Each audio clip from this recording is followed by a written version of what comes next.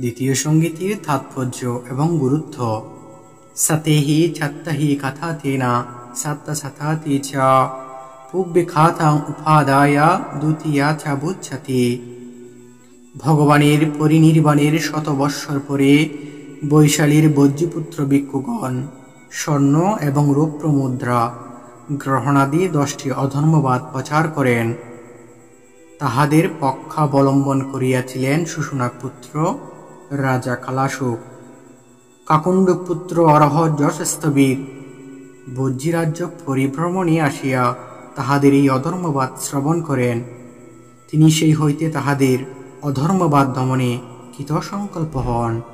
একদা উপসদ দিবসে ভিক্ষুরা ধায়কদিগকে স্বর্ণ এবং রৌপ্য মুদ্রা দক্ষিণা দিতে অনুরোধ করিতে লাগিলেন। যশস্তবীর তাহা শুনিয়া ধায়কদিগকে বলিলেন, মাবুসাদাত্তা সাঙ্গাস্যা কাহা পানাম্পি না কাপ্পাতি সমানানাং সাক্কাপুত্তিয়ানাং জাতারূপরাজতাং। প্রিয় উপাসকগণ, তোমরা ভিক্ষুদিগকে স্বর্ণ এবং রৌপ্য মুদ্রা দক্ষিণা দিও না। ভিক্ষুরা এইসব গ্রহণ করিতে পারেন না। প্রবর্জিত দিবস হইতে তাহারা এইসব গ্রহণ হইতে দূরে বাস করেন। উপাসকগণ তাহার উপদেশ উপেক্ষা করিয়া ভিক্ষুদের স্থাপিত একটি জলপূর্ণ পাত্রে দক্ষিণা দিয়া চলিয়া গেল। ভিক্ষুরা ওই দক্ষিণার এক অংশ যশস্তবীরকে গ্রহণ করিতে অনুরোধ করিলেন। তিনি উহা প্রত্যাখ্যান করেন। ইহাতে ভিক্ষুরা রাগ করিয়া তাহাকে দণ্ডকর্ম প্রদান করেন। স্থবির বলিলেন, ভালো, আপনারা দণ্ড দিলেন, তবে আমাকে একজন দূত প্রদান করুন। আমি ধায়কদের নিকটে দোষ জ্ঞাপন করিয়া আসি। ভিক্ষুরা তাহাকে একজন অনুদূত প্রদান করিলেন। তিনি অনুদূত সহ গ্রামে প্রবেশ করিয়া বলিতে লাগিলেন, শুনো উপাসকগণ, আমি ধর্মকে ধর্ম ও অধর্মকে অধর্ম বলিয়া দণ্ডপ্রাপ্ত হইয়াছি। ভগবান জেতবন বিহারী তাকিতে বলিয়াছেন, যেমন মেঘ কুয়াশা ধূম ও রাহু আক্রান্ত চন্দ্রের জ্যোতি দেখা যায় না, তেমন ভিক্ষুরা নেশাপান মৈথুন সেবন স্বর্ণ রৌপ্য মুদ্রা গ্রহণ ও অধর্মত জীবনযাপন করিলে শীল সমাধির জ্যোতি হারাইয়া ফেলে। পুনরায় কথিত হইয়াছে, ইয়াস্যা কুঘামানি জাতারূপরাজতাং কাপ্পাতি পাঞ্চাপি তাস্যা কামাগুণা কাপ্পান্তি। অর্থাৎ, হে নগরবাসী, যে ভিক্ষু স্বর্ণ এবং রৌপ্য মুদ্রা গ্রহণ করিতে পারে বলিয়া সম্মতি জ্ঞাপন করে, তাহা হইলে সে ভিক্ষু রূপ, শব্দ, গন্ধ, রস ও স্পর্শ এই পঞ্চকামগুণও ভোগ করিতে পারে, কিন্তু তাহার সেই ব্যবহার কখনো শ্রমণোচিত কর্ম নহে। আমি তৃণও জলের প্রয়োজন হইলে উহা গ্রহণ করিতে বলিয়া থাকি, তথাপি কোনো প্রকারের ভিক্ষুই স্বর্ণ এবং রৌপ্য মুদ্রা রইতে পারে এ কথা বলিতেছি না। উপাসকগণ, আমি বুদ্ধের উপদেশ বলিতে গিয়া আজ দোষী হইয়াছি। তোমরা নিজেরাই চিন্তা করো যে কাহারা অধর্মবাদী আর কে ধর্মবাদী। এবার উপাসকেরা ঠিক বুঝিতে পারিলেন যে তাহাদের পুরাহিত ভিক্ষুরাই অধর্মবাদী। তাহারা কেহই শ্রমণোচিত কার্য করিতেছে না। যশস্তবীরই প্রকৃত শীলবান ও ধর্মবাদী। তৎপর যশস্তবীর অহুগঙ্গ পর্বতে সম্ভূত স্থবিরের নিকটে বজ্রী ভিক্ষুদের যাবতীয় অধর্মবাদ বর্ণনা করিলেন। সেই পর্বতে দূতাঙ্গদর 60 জন, পাবাবাসী ও 88 জন অবন্তিবাসী ভিক্ষুরা সমাবেত হইয়া এক পরামর্শ সভা করিলেন। তাহারা স্থির করিলেন যে ভজ্রী ভিক্ষুদের এই অধর্মবাদ বড়ই গুরুতর। আমাদের এমন এক শক্তিশালী পক্ষের আশ্রয় নিতে হইবে, যাহাতে এই গুরুতর বিষয়ের সুমীমাংসা হইতে পারে। তখন ধর্মবিনয়ে সুপণ্ডিত রেবত স্থবির সুরাইয়া প্রদেশে বাস করিতেন। স্থবিরগণ তাহাকে অবলম্বন করিয়া এই বিষয়ের মীমাংসা করিবার সিদ্ধান্ত গ্রহণ করিলেন। অরহত রেবত স্থবির দিব্যকন্যে তাহাদের মন্ত্রণার বিষয় অবগত হইয়া ভাবিলেন, এই গুরুতর বিষয়ে যোগদান করিয়া নিজেকে দুঃখের ভাগী করার চেয়ে নীরবে থাকাই উত্তম। তিনি যুদ্ধাং না করিবার ইচ্ছায় সাংকাশ্য প্রদেশে চলিয়া গেলেন। স্থবিরগণ সূর্য প্রদেশে যাইয়া তাহার সাক্ষাৎ পাইলেন না, তথায় জানিতে পারিলেন যে তিনি তথা হইতে সাংকাশ্য গিয়াছেন। স্থবিরগণ তাহাকে সহজে ছাড়িবেন না ভাবিয়া তিনি যথাক্রমে কর্ণকুঞ্জ, উদুস্বর, অজ্ঞলপুর হইয়া সহজাতি প্রদেশে পৌঁছিলেন। স্থবিরগণ প্রত্যেক স্থানে অন্বেষণ করিয়া সহজাতিতে তাহার সঙ্গে একত্র হইলেন এবং তাহাকে 10টি অধর্মবাদ বিষয়ে প্রশ্ন করিয়া ওইগুলোর মীমাংসা করিয়া লইলেন। এদিকে বজ্রীভিক্ষুরা এই সংবাদে উৎকণ্ঠিত হইয়া শ্রমণযোগ্য বহু দ্রব্য সম্ভার সহ নৌকাযোগে সহজাতিতে পৌঁছিলেন। তখন শাল নামক অরহৎ ভিক্ষু চিন্তা করিলেন যে পূর্বদেশীয় ভিক্ষুগণ ধর্মবাদী না পাবাবাসী ভিক্ষুগণ ধর্মবাদী। তিনি জ্ঞান নেত্রে দেখিলেন যে পূর্বদেশীয় বজ্রীভিক্ষুরাই অধর্মবাদী। তখন শুদ্ধবাস বর্মলোক হইতে একজন বর্মা আসিয়া শাল স্থবিরের বাক্য অভিনন্দন করিলেন। তৎপর বজ্রীভিক্ষুরা রেবত স্থবিরের নিকটে আগমন করিয়া দ্রব্য সম্ভার গ্রহণ করিতে বিনীত নিবেদন করিলেন। তিনি উহা প্রত্যাখ্যান করিলেন। সে সময় উত্তর ভিক্ষু রেবত স্থবিরের সেবক ছিলেন।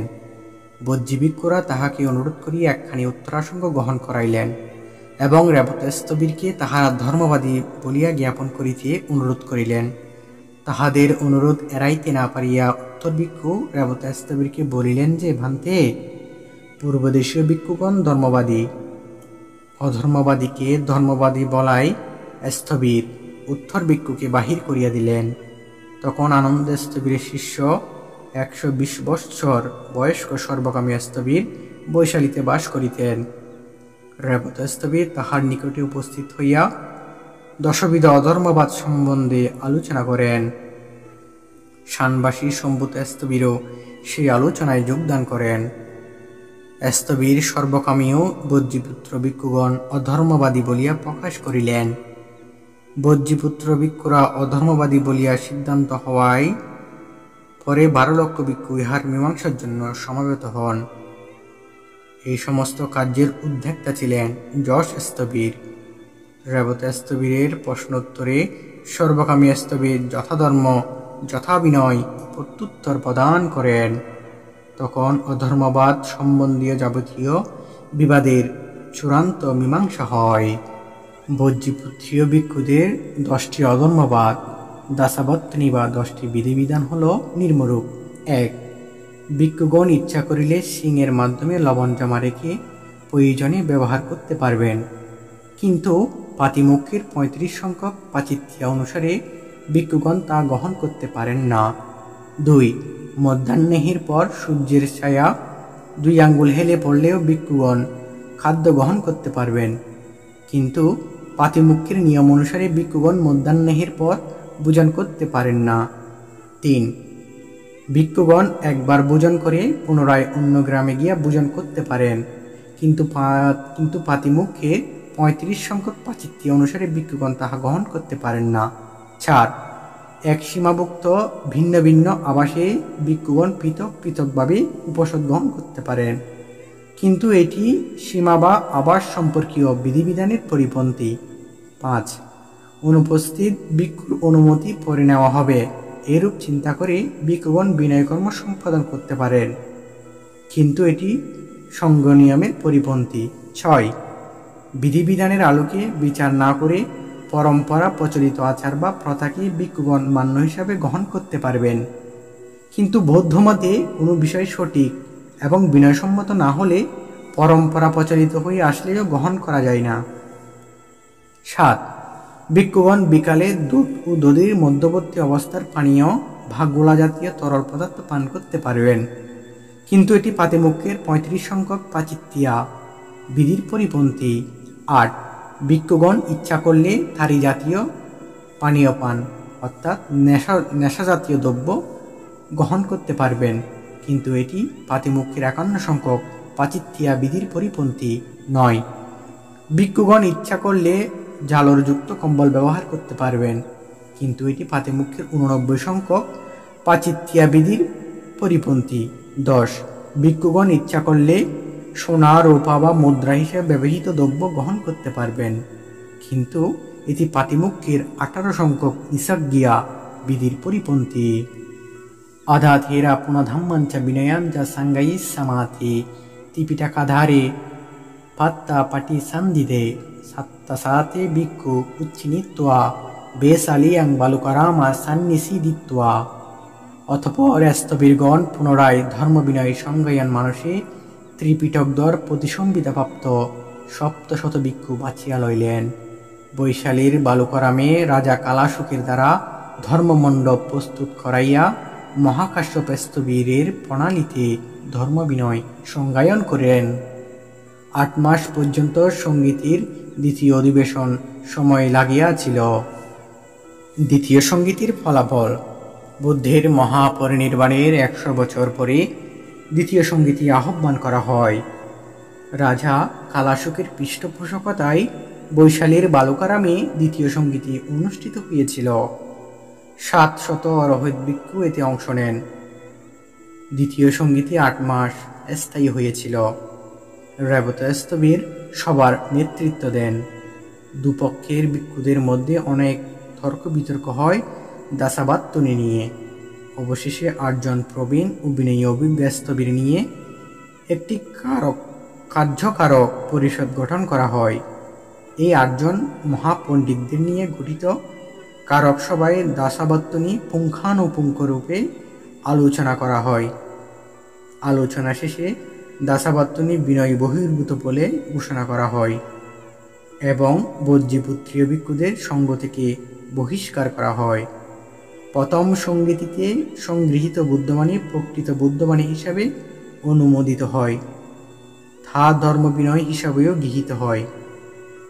দ্বিতীয় সঙ্গীতিতে এই ধরনের সিদ্ধান্ত একদল মেনে নিতে পারেননি। যারা মেনে নিতে পারেননি তাদের সংখ্যাও কম নয়। তারা নিজেরা নিজেদের সুপ্রতিষ্ঠিত করার প্রাণপণ চেষ্টা করেন। পরবর্তীকালে বজ্রীপুত্রীয় ভিক্ষুগণ একটি সভায় মিলিত হয়। দ্বিতীয় সঙ্গীতির ফলস্বরূপ বৌদ্ধ সংঘ থেরবাদ ও মহাসাঙ্গিক এই 2 ভাগে ভাগ হয়ে যায়। দ্বিতীয় সঙ্গীতিতে প্রথম অধিবেশনের মতো বুদ্ধের ধর্মবিনয় আবৃত্তি করা হয়। বিনয়ধর ভিক্ষুরা বিনয়কে প্রাধান্য দিয়ে সঙ্ঘের পবিত্রতা রক্ষা করেন। সবাই সিদ্ধান্ত শেষে থেরবাদ বা প্রাচীন সংঘকে স্বীকৃতি প্রদান করা হয়। 700 অরহত ভিক্ষুর উপস্থিতিতে এই সঙ্গীতি অনুষ্ঠিত হয়েছিল বলে একে সপ্তশতিকা মহাসঙ্গীতিও বলা হয়। অরহতগণের স্মৃতি বিপুলতার ভেতর দিয়া শ্রুতি পরম্পরা ত্রিপিটক বুদ্ধবাণী বুদ্ধের সমসাময়িক হইতে চলিয়া আসিতেছে। দ্বিতীয় সঙ্গীতিতেও ত্রিপিটক পুঁথি আকারে লিপিবদ্ধ করা হয় নাই।